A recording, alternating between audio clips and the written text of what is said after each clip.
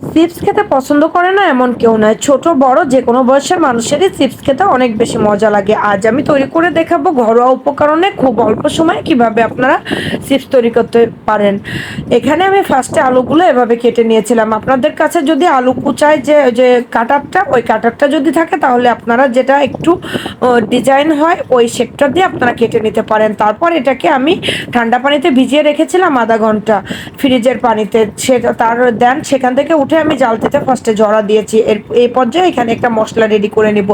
চিনি, সামান্য পরিমাণ লবণ, মরিচের গুঁড়া, চাট মশলা, আর একটা দিয়েছিলাম হচ্ছে সাইট্রিক অ্যাসিড। সাইট্রিক অ্যাসিডটা কিন্তু অবশ্যই দিতে হবে। সাইট্রিক অ্যাসিডটা দিলে চিপসের যে একটা টক টক ফ্লেভার আসে এটা আপনি পাবেন। আর সাইট্রিক অ্যাসিড ব্যবহার না করলে কিন্তু চিপসের আসল স্বাদটা পাবেন না।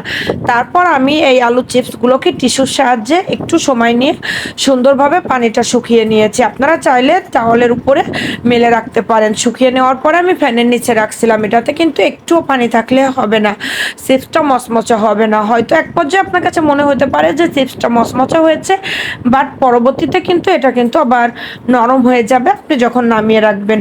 বিশ্বাস করেন আমি এভাবে আগেও আমি ফ্রেঞ্চ ফ্রাইটা তৈরি করে দিতাম আমার বাবাকে, বাট চিপস এই প্রথম তৈরি করেছি।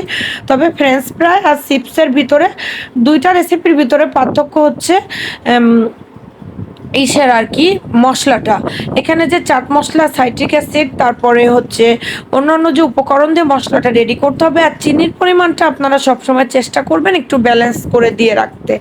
আমরা চিপসের ভিতরে যে একটা টক মিষ্টি ঝাল একটা ফ্লেভার পাই সেটা কিন্তু এই সাইট্রিক অ্যাসিড প্লাস চিনি এই দুইটার মিশ্রণে তৈরি হয়। এখন দেখেন আমি এটাকে সুন্দরভাবে ভেজে নিচ্ছি। আর এটা ভাজার জন্য কিন্তু একটু ধৈর্য সহকারে ভাজতে হবে। ধৈর্য সহকারে ভেজে নিলে এটা খেতে কিন্তু অনেক বেশি মজা হবে। অনেকে এই পর্যায়ে যদি চুলার আঁচটা অনেক বেশি বাড়িয়ে দিয়ে এটাকে লাল লাল করে ভাজি করে নেয় তাহলে কিন্তু উপর থেকে আপনার কালারটা চলে আসবে, বাট ভিতর থেকে মনে হবে উপর থেকে যে হয়ে গিয়েছে, বাট ভিতরের থেকে কিন্তু ক্রিস্পি হবে না।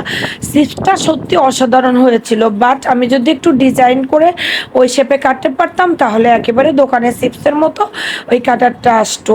অনেক বেশি মজা হয়েছিল। আমার বাবা তো আমার বানানো চিপস খেয়ে অনেক প্রশংসা করেছে। দেখেন একটা চাপ দিলে চিপসটা ভেঙে গিয়েছে। আপনারাও চাইলে এভাবে বাচ্চাদেরকে তৈরি করে দিতে পারেন। Thanks for watching my video.